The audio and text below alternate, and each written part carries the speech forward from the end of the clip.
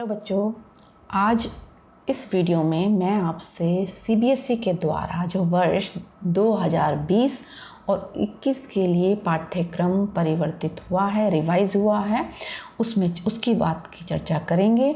और हम दो वीडियो में बात करूंगी। पहली वीडियो में मैं सीबीएसई के द्वारा दी गई प्रस्तावना, उद्देश्य पर चर्चा करेंगे और आंतरिक मूल्यांकन पर। दूसरी वीडियो में जो पाठ्यक्रम से जो पाठ हटाए गए हैं और जो पाठ बचे हैं उन पर चर्चा करेंगे। और जो एक तरीके से आंतरिक मूल्यांकन 20 नंबर का होता है और बाकी 80 नंबर का जो आपका परीक्षा होगी, लिखित परीक्षा, उस पर मैं अगले वीडियो में चर्चा करूँगी। सीबीएसई के द्वारा दी गई प्रस्तावना जो पाठ्यक्रम में दी गई है उस पर मैं बात करती हूँ। 10वीं कक्षा तक हिंदी का अध्ययन करने वाला विद्यार्थी समझते हुए पढ़ने व सुनने के साथ साथ हिंदी में सोचना, उसे मौखिक और लिखित रूप में व्यक्त कर पाता है, यानी कि एक सामान्य सी दक्षता वो अर्जित कर लेता है।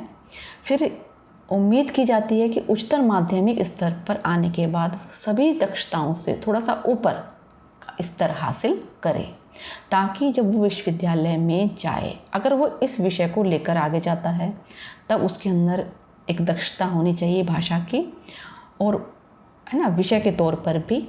और अगर वो इस विषय को आगे लेकर के नहीं पढ़ता तो 12th तक ही वो इतना इसका व्यवहारिक ज्ञान हासिल कर ले कि उसे इस विषय में कोई भी समस्या उत्पन्न ना हो। उद्देश्य देखिएगा कि संप्रेषण के माध्यम के तौर पर भाषा आती है, तो भाषा प्रयोग की इतनी क्षमता विद्यार्थी के अंदर हो ताकि वो सभी पाठ्यक्रमों को समझ सके। अगर वो भाषा के तौर पर, माध्यम के तौर पर भी हिंदी भाषा को लेता है तो भाषा की इतनी समझ उसके अंदर हो कि वो सभी विषय को समझ सके। एक सृजनात्मक साहित्य की समझ उसके अंदर उत्पन्न हो। सृजनात्मक यानी कि वो रचनात्मक हो सके। रचनात्मक केवल भाषा के तौर पर ही नहीं होना है, जीवन में भी होना है।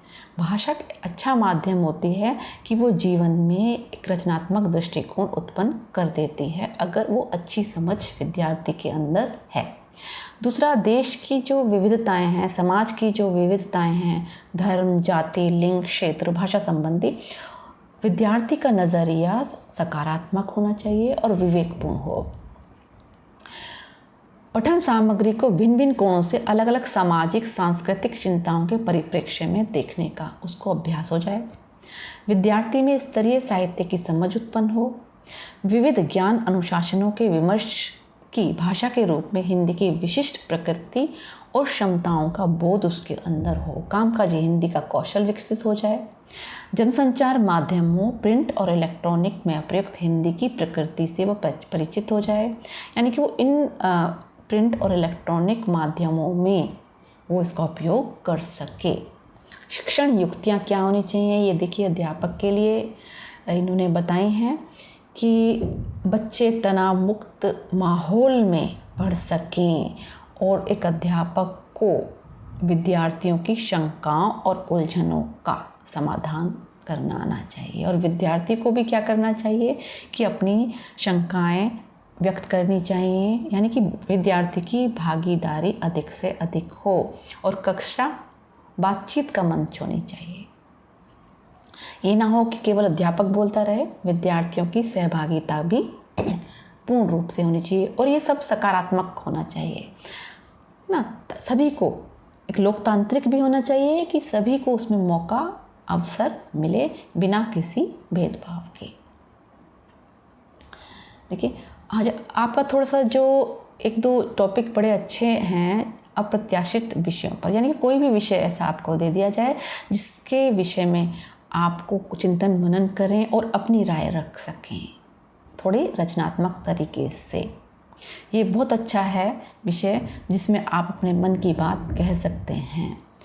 काव्य की भाषा के मर्म से विद्यार्थियों का परिचय कराने के लिए क्या ज़रूरी होगा कि किताबों में आए काव्यांशों की लयबद्ध प्रस्तुतियाँ। देखिए, audio video cassette, audio video पाठ जो आपको हम करा रहे हैं, और इसमें आप बच्चे बता सकते हैं कि कैसे उसके अंदर कुछ और ऐड हो सके।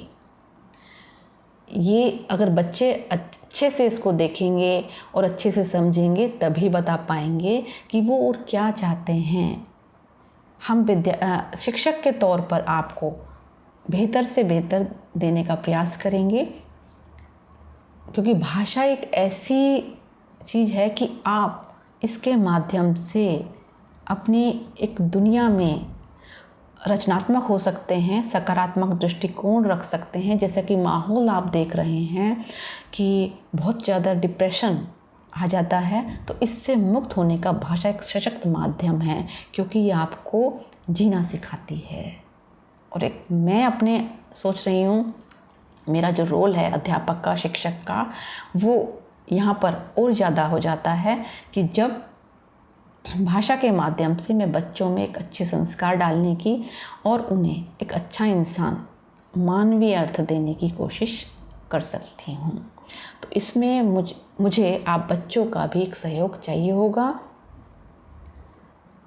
आगे देखें, अब आंतरिक मूल्यांकन पर मैं बात करूंगी कि श्रवण तथा वाचन परीक्षा हेतु कुछ दिशा निर्देश हैं, आप देख लीजिए। श्रवण माने सुनना, ये 5 अंक की आपकी परीक्षा होगी।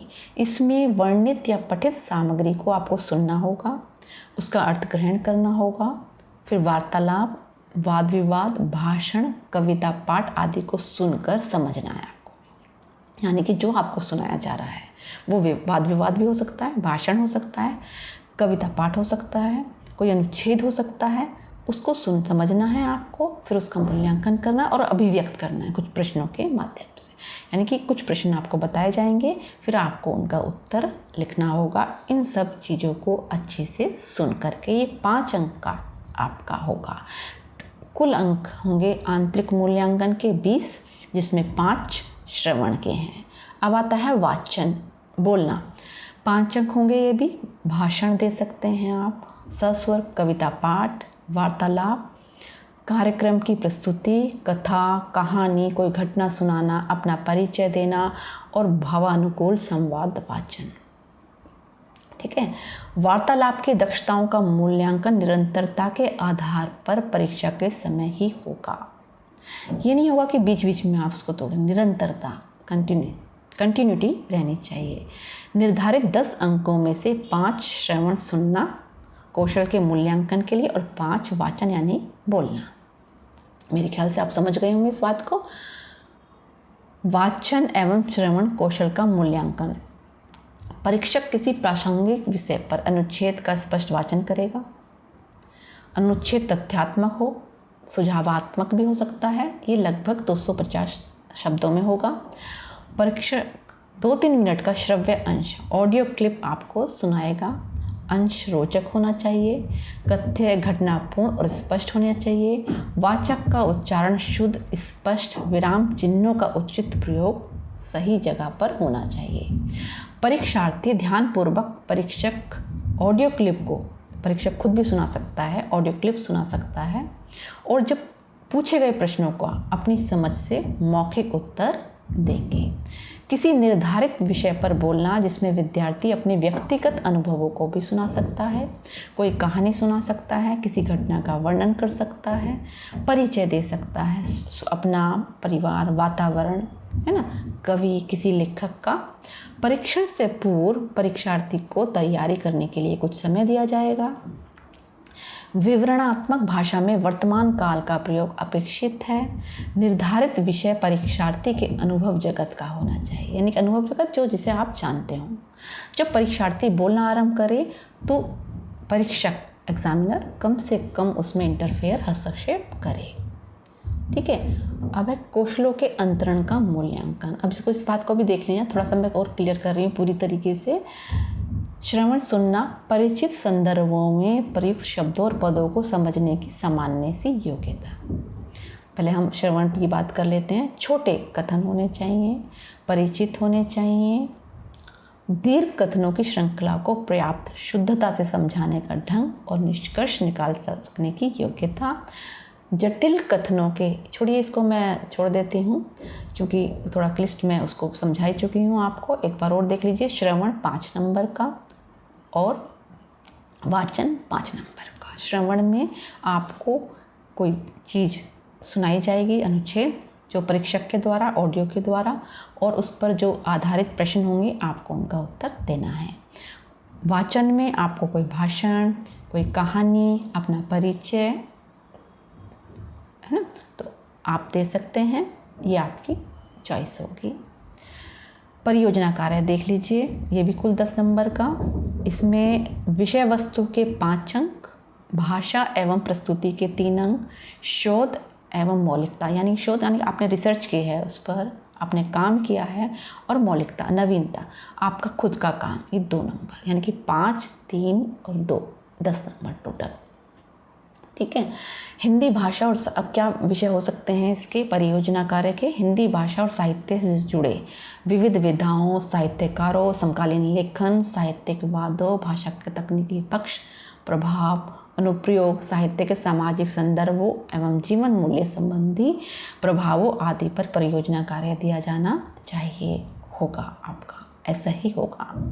सत्र के प्रारंभ में ही विद्यार्थी को विषय चुनने का अवसर मिल जाएगा आपको, ताकि आप उसमें शोध कर सकें, तैयारी कर सकें और लेखन के लिए पर्याप्त समय अर्जित कर सकें। तो ये था आपका आंतरिक मूल्यांकन, और थोड़ी सी मैंने आपको जो विषय पाठ्यक्रम रिवाइज हुआ है उसकी जो प्रस्तावना दी गई है उस संबंध में।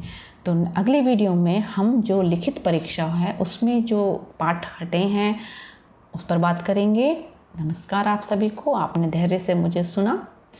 मेरे इस चैनल को आप सब्सक्राइब कीजिए, लाइक कीजिए, ताकि अधिक से अधिक बच्चों तक पहुंच सके। आप सभी का मुझे सुनने के लिए धन्यवाद।